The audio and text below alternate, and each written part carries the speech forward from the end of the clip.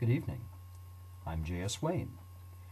This evening I'll be reading for you One Missing Stone, a very brief story that I wrote for a Halloween contest at Bronze Books in Cedar City, Utah. After the judging, I'm very proud to report that I won first place, so I'd like to thank the judging committee and Bronze Books for having me as a guest. Here's One Missing Stone. Hope y'all enjoy it. His anger dissipated as he approached the cemetery, but he clutched it with both hands to ward off his apprehension. During the day, the boneyard was a pleasant place, overgrown with shade trees, which lent extra grace notes to the weathered stone of the monuments dotting the ground. Now, in the last gleaming twilight before full dark, his imagination took wing, projecting gibbering horrors to caper before his mind's eye. He clenched his teeth and seized his wrath harder, whetting the blade of his anger on the chill stone of his trepidation at his proximity to a place of the dead at the end of the dying day.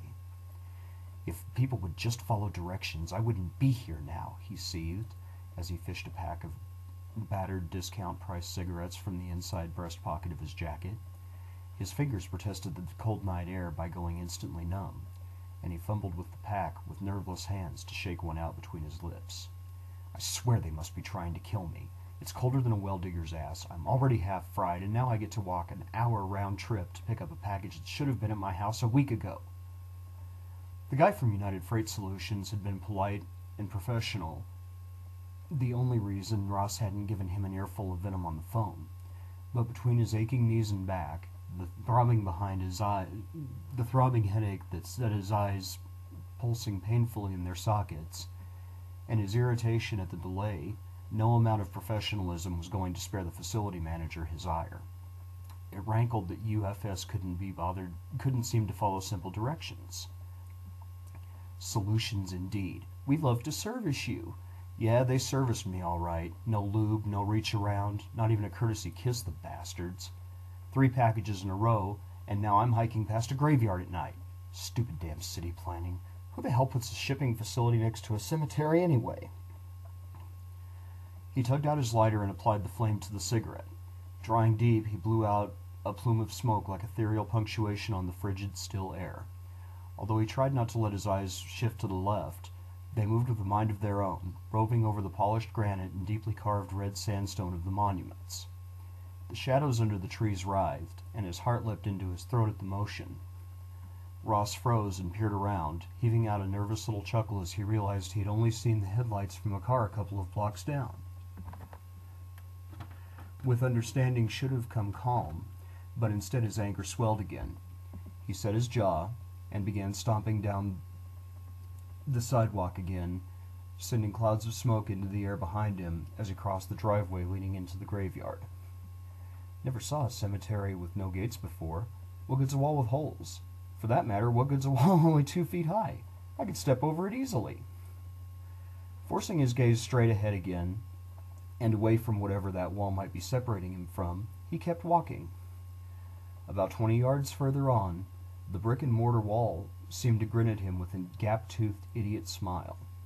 He frowned and peered deeper into the gloom, trying to decipher the mystery until the images assembled into a cohesive picture. One of the capstones is gone. They must not have used enough mortar. His deduction was flawlessly logical, but still the unease swelled to override his anger, leaving nameless dread in its wake. Of all the walls and fences men could create, those surrounding cemeteries should be flawless. This one was not. With no gates to bar entry or exit, and missing stones in the wall, the barrier was not only imperfect, it was perfectly permeable to vandals or other things. Ross mentally flinched away from the images forming in his mind again of things that should no longer move or see or feed, but nevertheless did. Things cinematographers delighted in casting large on movie screens to scare the hell out of their audiences. A faint rustle in the otherwise still night drew Ross's eyes up and to the left. He scowled into the darkness under the trees, puffing impatiently on his cigarette. Quickly he glanced up and down the street, but the blacktop was empty as far as he could see. "Hello?" he called, voice husky with beginnings of terror. The rustling came again, closer this time. He turned to run back the way he'd come. Hell with the package!